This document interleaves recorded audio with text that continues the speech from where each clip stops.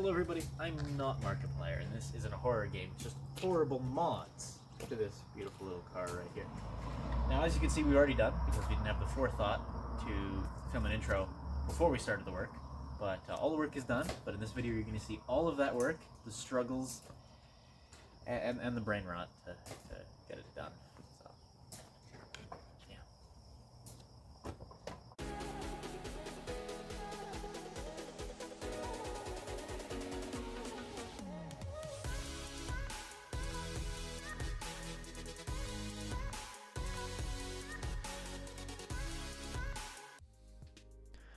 Starting with the center console, we are going to be removing the little hatch door there. Only 4 screws and it comes right off. Always tape up your screws to make sure you know where they are. Followed by 2 more screws actually holding down the center console, as well as some electrical connectors, which you will see me unplugging momentarily.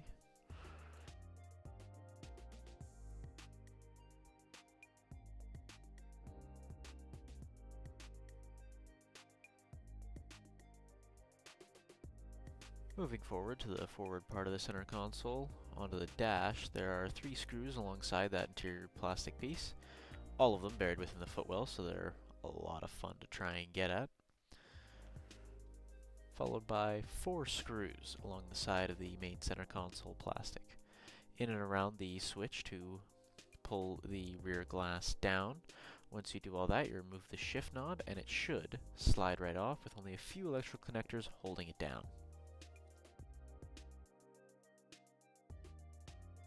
Now all that's left is 1 more hidden screw and you'll be able to remove the final piece of the center console plastics. Now be sure to disconnect the cigarette lighter and mark those wires so you don't lose them.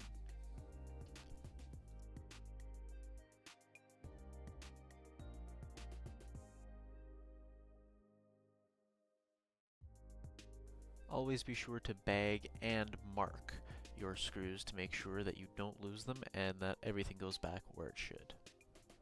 Jumping forward to the radio, there should be 2 screws either side holding it in, as well as a plethora of different multicolored cords and cables in behind. You'll want to remove the brackets from the radio, bag them and mark them, so that you can install the new radio later on.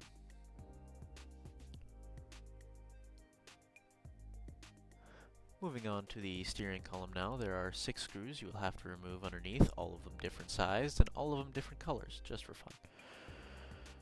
Make sure to mark and tape every single one of them in place so you don't lose them, because they are very easy to lose.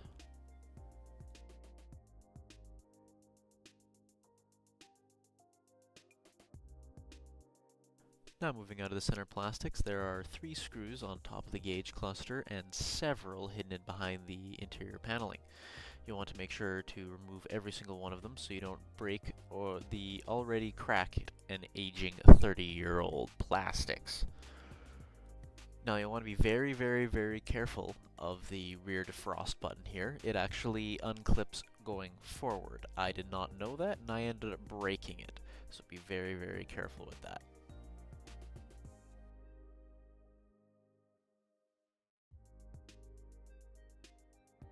Now moving across to the other plastic piece, there are 3 screws hidden in behind and on top of the glove box that you will have to crawl in and find, as well as several clips holding it in place.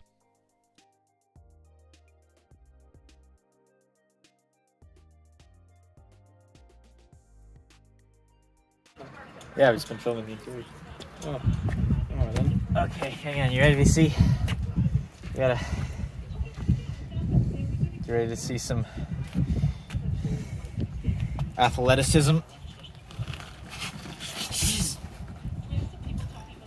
Have fun then, mate. Plenty.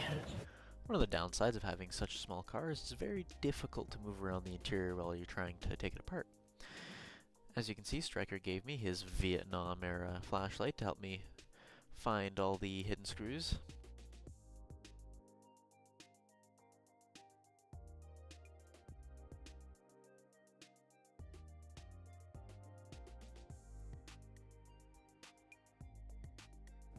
Now we move inside for the more tedious modification of individual parts. Here I am dismantling one of the main center console pieces. We are going to be recovering that with Alcantara and removing the old crusty leather. Now I'm removing the vent pieces from the interior plastics, getting them ready to be wrapped in some carbon fiber.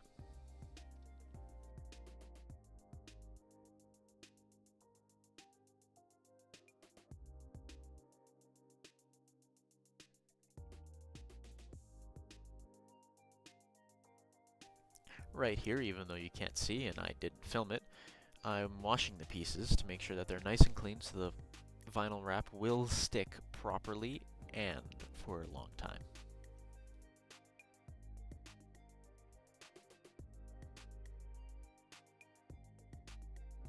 Now moving to replace the aged shifter boot on the center console, we come to find that one of the tabs there is broken off, so we're going to have to glue that in later on. We are using a aftermarket Bride shifter, nice, clean, and tasteful.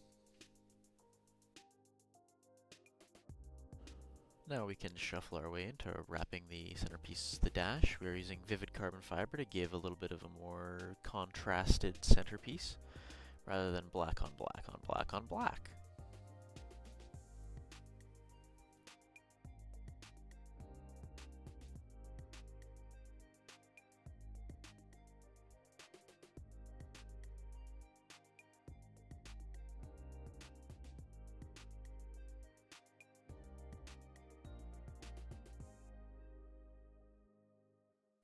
Moving on to the larger interior trim, I was actually unable to wrap this piece due to the complex curves in and around the gauge cluster, so it is currently sitting unwrapped, installed in my car, because I decided to daily a project car.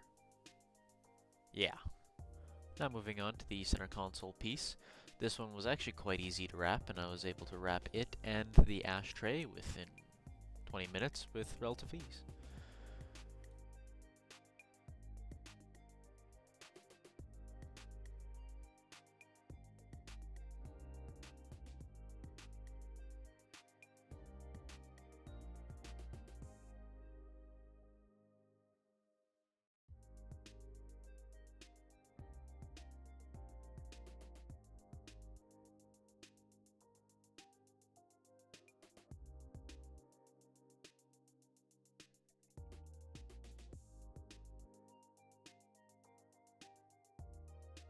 Here I start to pick out the fine details, such as cutting out the hole for the cigarette lighter to fit in, and cutting out the hole for the ashtray.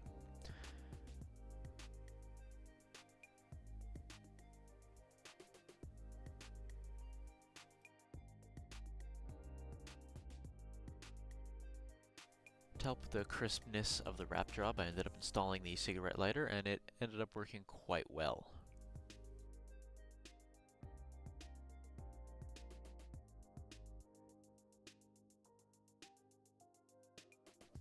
Here I'm cutting out the hole for the ashtray.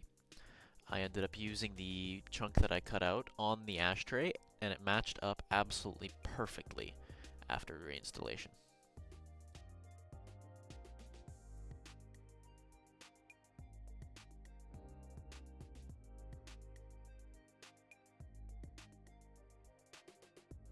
When working on cars and doing tedious interior pieces, it's always nice to have a little bit of a snack to tie you over while you're working on the car.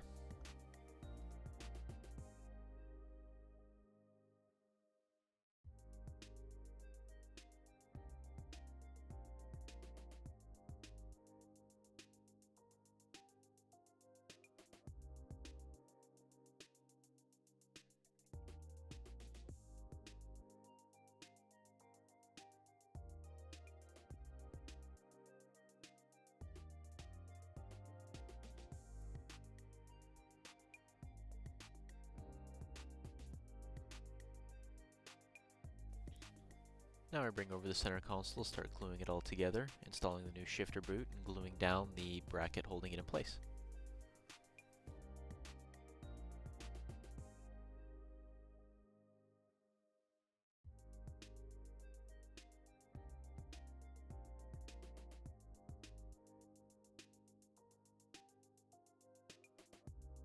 Here I'm matching up the old shifter boot with the new one to try and size it a little bit better, so that it fits perfectly in the center console.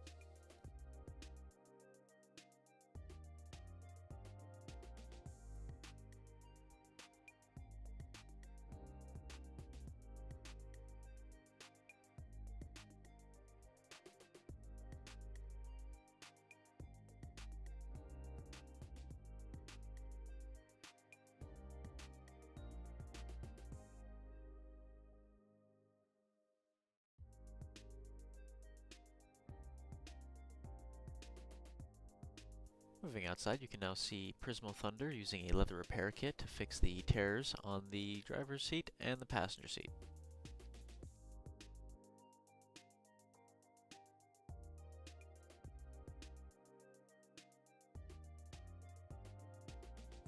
The repair solution is a two-part epoxy, colored black, obviously, to match the leather. You mix it up and spread it inside the cuts, and it fills it and seals perfectly.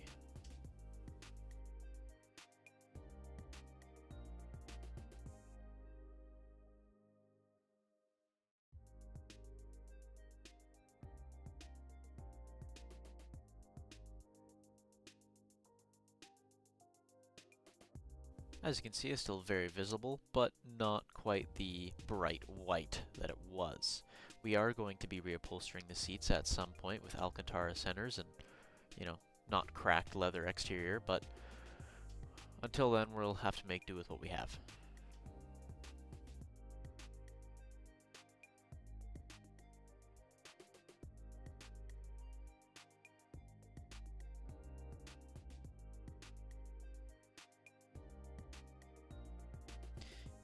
Here I start sanding down the Bondo that I put on the dash to help fill the cracks.